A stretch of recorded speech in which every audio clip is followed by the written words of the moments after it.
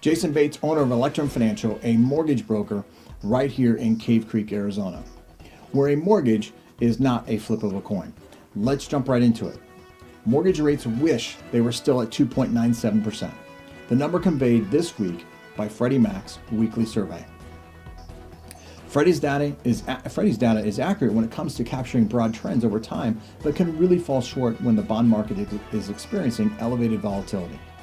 To say the bond market volatility has been elevated recently is an understatement of extreme proportions. Things are happening that haven't happened in years. Most measures of volatility rival the March 2020 panic surrounding the COVID. Only this time, there's no catalyst other than the market movement itself.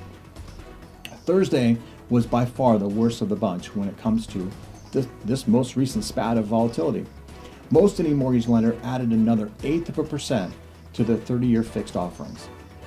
Over the course of the past week, most lenders are a good 1/4 to 3/8 higher in rate. And compared to the beginning of last week, many lenders are a full 1/2 point higher. In other words, what had been 2.75 is now 3 1/4. What had been 2.875 is now 3.375. Are these rates high in a historical context? Not at all. Before COVID, they'd been in line with record lows.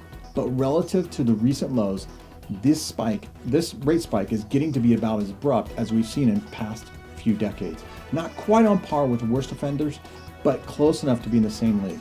So, why are rates suddenly rising so quickly? That's a simple question with a lengthy answer for sure. The short version is that the bond market has been pointing toward rising rates since August 2020. And the most recent increases merely represent a bit of an acceleration of that process.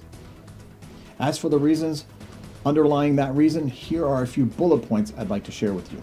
Number one, bonds rates initially accounted for a bleak reality in mid-2020, and that reality grew less threatening in some ways by the end of the year, and significantly less threatening in 2021. Number two, case counts are plummeting in 2021, and vaccine distribution, while not perfect, is still going fairly well. 60 million doses so far. Number three, fiscal stimulus prospects increased dramatically with the Democratic sweep of Congress in early January, and fiscal stimulus puts obvious upward pressure on rates. Number four, inflation metrics have been causing conversations about inflation returning to the stage as a threat to interest rates after more than a decade of being extremely subdued.